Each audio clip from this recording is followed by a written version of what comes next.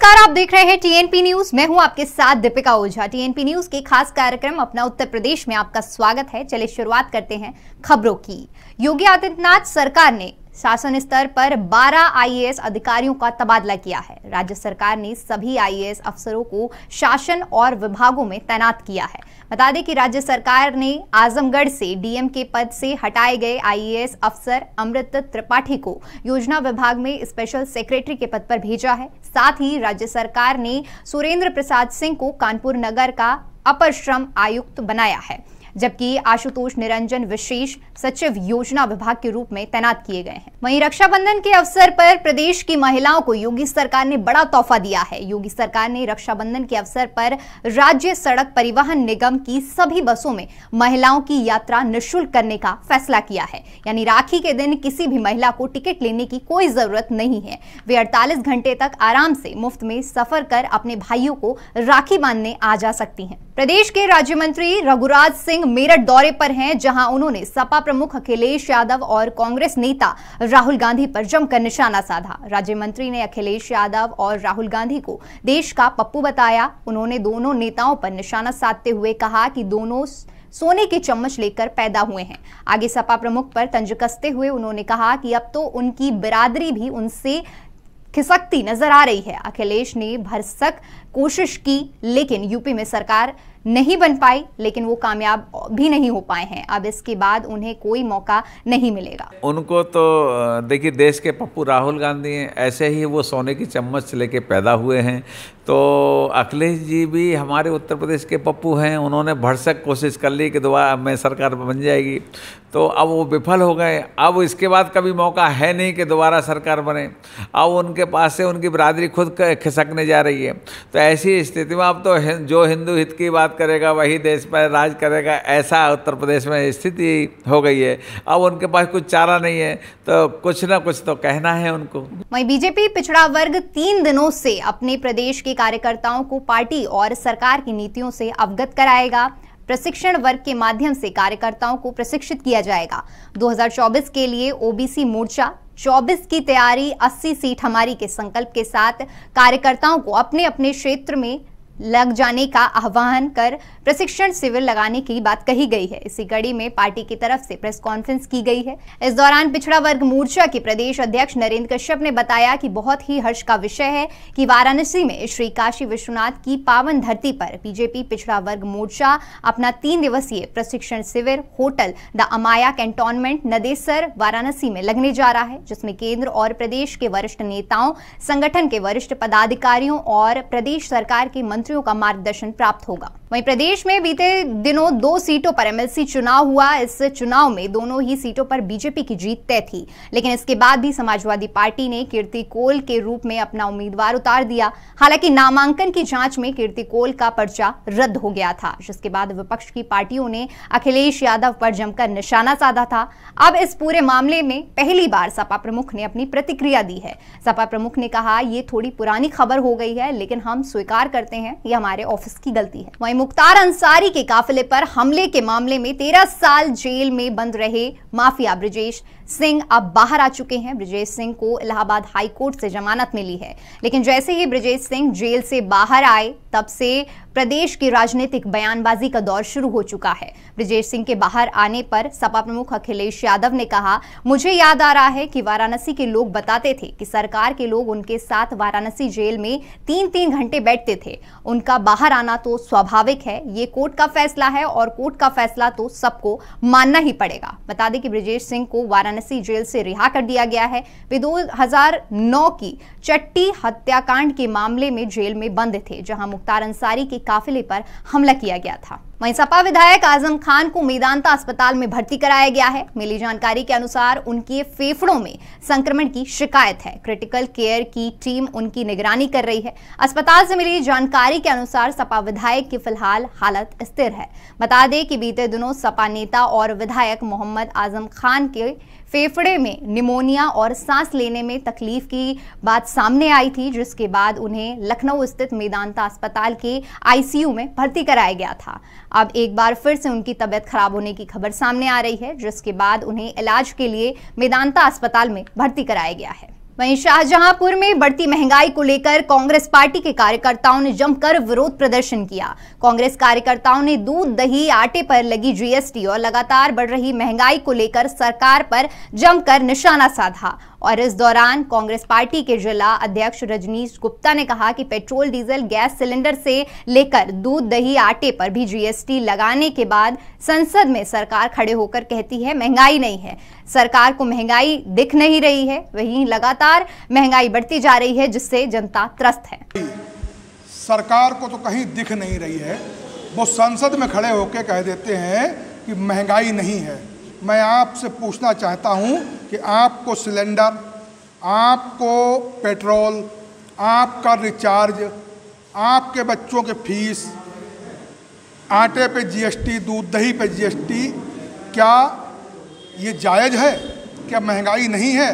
और सरकार बड़ी बेशर्मी से कह रही है कि महंगाई नहीं है। देश आजादी का अमृत महोत्सव मना रहा है। भारतीय पुरातत्व सर्वेक्षण ने इस मौके पर देशवासियों को तोहफा दिया है। अब ताजमहल समेत देश के सभी संरक्षित स्मारकों और संग्रहालयों को 5 अगस्त से लेकर 15 अगस्त तक निःशुल्क कर दिया गया है। 15 अगस्त पर हम आजादी के 75वें वर्ष में प्रवेश कर रहे हैं। इसको लेकर साल भर केंद्र सरकार की तरफ से अलग अलग कार्यक्रम का आयोजन किया गया है। भारतीय पुरातत्व सर्वेक्षण के आगरा के अधीक्षक ने बताया कि भारत की आजादी को 75 साल पूरे होने जा रहे हैं। इसी को लेकर भारतीय पुरातत्व सर्वेक्षण जश्न मना रहा है। आजादी के अमृत महोत्सव के तहत तमाम देशभक्ति के कार्यक्रम आयोजित किए जा रहे हैं और इसी क्रम में भारतीय पुरातत्व सर्वेक्षण ने पर्यटकों को तोहफा दिया है। आगरा के 40 स्मारक 11 दिनों के लिए पर्यटकों के लिए बिल्कुल निःशुल्क रहेंगे, जिसमें आगरा का ताजमहल, लाल किला, फतेहपुर सीकरी, एतमादौला, सिकंदरा आदि शामिल रहेंगे। वहीं प्रदेश की गोशी लोकसभा सीट से बसपा सांसद अतुल राय को लेकर बड़ी खबर सामने आ रही है। रेप के आरोप में जेल में बंद सांसद अतुल राय को वाराणसी की एमपी एमएलए कोर्ट ने बरी कर दिया है। माना जा रहा है कि सांसद जल्द ही जेल से बाहर आ सकते हैं। अतुल राय को बरी किए जाने की पुष्टि उनके वकील अनुज यादव और वादी के वकील एडीजीसी ज्योति शंकर ने की। बता दें कि अतुल राय पर रेप के आरोप में 2019 में केस दर्ज किया गया था। तब से वे प्रयागराज के नैनी जेल में बंद थे। उनके खिलाफ एक छात्रा ने ये केस दर्ज कराया था। इस मामले में वाराणसी की एमपी एमएलए कोर्ट के जज सियाराम चौरसिया ने फैसला सुनाया है। बताया जा रहा है कि कोर्ट ने पीड़िता के बयान को विश्वसनीय नहीं माना है। बस ऊपर वाले का आशीर्वाद है और बाकी जो भी लोगों ने इस तरह का साजिश किया था, हमारी मांग है कि उन लोग के प्रति भी कार्रवाई करके उनको सजा दी जाए। घोसी सांसद अतुल राय के खिलाफ जो मुकदमा दर्ज हुआ था 376, 420, 506, 67 आईटी एक्ट के तहत, उस मुकदमे में आज फैसले का तारीख था। आज फैसला 10:30 बजे एमपी एमएलए कोर्ट के माननीय पीठासीन अधिकारी द्वारा सुनाया गया, जिसमें गुणदोष के आधार पर सांसद अतुल राय को साक्ष्य के अभाव में बरी कर दिया गया। वहीं मुख्तार अंसारी की मुश्किलें खत्म होने का नाम नहीं ले रही हैं। जानकारी के मुताबिक अंसारी पर ईडी जल्द ही शिकंजा कसेगी। दरअसल ईडी ने एलडीए को एक पत्र लिखकर मुख्तार की तमाम नामी और बेनामी संपत्तियों का ब्यौरा मांगा था, जिस पर एलडीए ने कई महत्वपूर्ण जानकारी दी है। कैंट रोड पर एक अपार्टमेंट में मुख्तार के परिवार के नाम पर एक फ्लैट, डालीबाग कॉलोनी में निष्क्रांत संपत्ति और विधानसभा मार्ग पर एक पेट्रोल पंप का कुछ हिस्सा समेत उनके कुछ करीबियों की जमीनों के बारे में एलडीए ने ईडी को बताया है। ईडी के सूत्रों के मुताबिक कैंट रोड पर स्थित फ्लैट मुख्तार के बेटे अब्बास अंसारी का बताया जा रहा है। अपार्टमेंट का नक्शा कब और कैसे पास हुआ और फ्लैट की रजिस्ट्री में कितना स्टैंप शुल्क चुकाया गया, इस बारे में एलडीए ने ईडी को पूरी जानकारी दे दी है। अब ईडी जल्द आगे की कार्रवाई शुरू कर देगी। चलिए फिलहाल वक्त तो चला एक छोटे से ब्रेक का। टीएनपी न्यूज एक हिंदी भाषी न्यूज चैनल है। टीएनपी ग्रुप का मूल उद्देश्य ग्रामीण क्षेत्र के युवाओं को पत्रकारिता का ज्ञान और कौशल प्रदान करना है। अधिक जानकारी के लिए विजिट करें हमारी वेबसाइट tnpnews.in या graminreporter.com।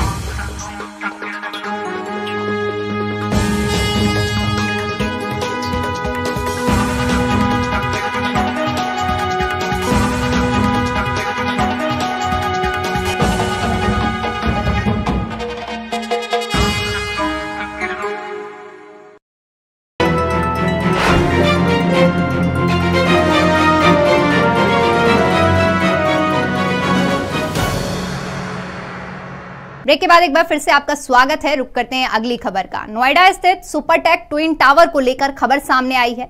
इसको गिराने की तैयारियां पूरी हो चुकी हैं और जिसको लेकर बैठक हुई है। बैठक में बताया गया है कि 21 अगस्त को करीब 2:30 बजे ब्लास्ट किया जाएगा। जानकारी के अनुसार ब्लास्ट के बाद 9 सेकंड में ही ट्विन टावर जमींदोज हो जाएगा। बता दें कि ट्विन टावर को गिराने को लेकर नोएडा विकास प्राधिकरण की बैठक हुई। इस बैठक में CBRI, Noida authority, jet demolition, edifice engineering समेत कई विभाग मौजूद रहे। बैठक के बाद तय हुआ कि इसको लेकर CBRI ने क्लियरेंस दे दी है। CBRI से क्लियरेंस मिलने के बाद इसमें विस्फोटक लगा सकेंगे। वहीं नेशनल ग्रीन ट्रिब्यूनल ने नोएडा प्राधिकरण पर 100 करोड़ रुपए का जुर्माना लगाया है। जुर्माना नोएडा की कुसुम गुप्ता की एक याचिका पर लगाया गया है, जिसमें कहा गया था कि दिल्ली से नोएडा में प्रवेश कर सेक्टर 168 होते हुए यमुना तक जाने वाले करीब 21 किलोमीटर लंबे सिंचाई नाले की साफ सफाई नहीं की जाती है। इस मामले में नोएडा प्राधिकरण और दिल्ली जल बोर्ड की ओर से जो भी तथ्य NGT के सामने पेश किए गए वे सब इस मामले के लिए नाकाफी रहे।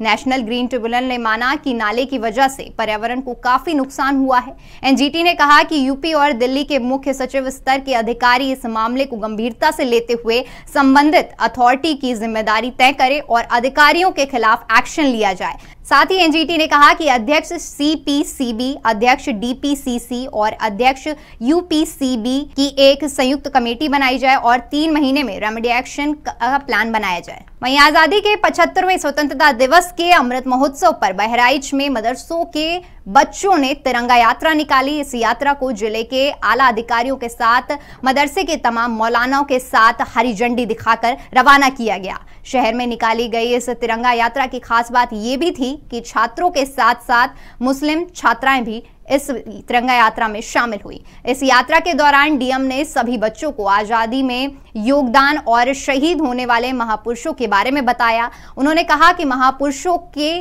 दृढ़ निश्चय और कठोर परिश्रम से ही आज हम आजादी का रुख देख रहे हैं। वहीं पीलीभीत के गजरौला थाना क्षेत्र में बच्चों के खेल की वजह से विवाद हो गया, जिसकी वजह से देखते ही देखते 2 पक्षों के लोग एक दूसरे से लाठी डंडों के साथ लड़ने लगे। इतना ही नहीं, दोनों पक्षों में इतना आक्रोश था कि दोनों पक्षों के बीच खुलेआम लाठी डंडे भी चले। सूचना मिलते ही पुलिस मौके पर पहुंची और मामले को शांत कराते हुए जांच शुरू की। वहीं रायबरेली में स्वास्थ्य विभाग की पोल खुल गई है। दरअसल CHC में प्रसव पीड़ित महिलाओं के साथ अत्याचार किया जा रहा है। अस्पताल में इलाज के लिए आई महिलाओं को किसी भी तरह की कोई सुविधा नहीं दी जा रही है। इतना ही नहीं, बीमार महिलाओं को बेड नहीं बल्कि जमीन पर लेटाकर इलाज किया जा रहा है। साथ ही CHC में डॉक्टर न होने की वजह से भी बीमार लोगों को परेशानियों का सामना करना पड़ रहा है। हॉस्पिटल गए थे, एक्चुअली एक मेरा मित्र है, उसकी वाइफ की तबीयत खराब थी, तो वो आया था यहाँ पे दिखाने उनको, तो इन लोगों ने मना कर दिया, बोले कि यहाँ कुछ नहीं होगा, रायब ले जाओ, तो यहाँ से वापस चला गया था। वहीं बांदा के मटौन थाना क्षेत्र में भाई ने अपने ही भाई को गोली मार दी। बताया जा रहा है कि दोनों भाई नशे में थे और इस बीच दोनों के बीच किसी बात को लेकर विवाद हो गया। विवाद इतना बढ़ गया कि एक भाई ने दूसरे भाई को गोली मार दी और मौके से फरार हो गया। वहीं घायल को तुरंत ही नजदीकी अस्पताल में भर्ती कराया गया, जहां उसका उपचार जारी है। मामले की सूचना मिलते ही पुलिस मौके पर पहुंची और इस मामले को दर्ज करते हुए फरार आरोपी की तलाश शुरू कर दी। ये थाना मटौद के हरसिंहपुर थोक मोहल्ले के रहने वाले अनिरुद्ध नामक युवक को उसके सगे भाई संजय सिंह ने गोली मार दी है। गोली पेट में लगी है। डॉक्टरों द्वारा उसे खतरे से अभी बाहर बताया जा रहा है, फिर भी इलाज है तो ट्रॉमा सेंटर भेजा जा रहा है। वहीं रायबरेली में उस वक्त हड़कंप मच गया जब एक शख्स नहर में गिर गया। कई घंटों बाद जब शख्स नहीं मिला तो घटना की सूचना पुलिस को दी गई। सूचना के बाद भी पुलिस 15 घंटों से युवक की तलाश नहीं कर पाई है, जिसके बाद नाराज ग्रामीणों ने फैजाबाद रायबरेली राजमार्ग को जाम कर दिया है। जाम लगने की वजह से दोनों तरफ गाड़ियों की लंबी कतारें लगी हुई हैं और आवागमन में लोगों को काफी ज्यादा परेशानियों का सामना करना पड़ रहा है। आनन फानन में पहुंचे अधिकारियों ने ग्रामीणों को समझाया और रास्ता खाली कराया गया। वहीं प्रदेश के पश्चिमी इलाकों में इस बार अच्छी बारिश हुई है, लेकिन पूर्वांचल के इलाकों में सूखे के हालात बने हुए हैं। वहीं मौसम विभाग ने राज्य के 50 जिलों में बारिश की संभावना को जताते हुए येलो अलर्ट जारी किया है। इन जिलों में बारिश की संभावना के साथ वज्रपात भी हो सकता है। वहीं राज्य के शामली, मुजफ्फरनगर, बागपत, मेरठ और बिजनौर में भारी बारिश की संभावना जताई गई है। मौसम विभाग के अनुसार इन सभी जिलों में आने वाले दिनों में भारी बारिश हो सकती है, जिसकी वजह से लोगों को उमस भरी गर्मी से राहत मिलेगी। चलिए फिलहाल के लिए उत्तर प्रदेश की खबरों में इतना ही। देश और दुनिया की तमाम बड़ी खबरों के लिए हमारे YouTube चैनल को सब्सक्राइब करें। खबरों को विस्तार से जानने के लिए हमारी वेबसाइट www.tnpnews.in पर विजिट करें। धन्यवाद।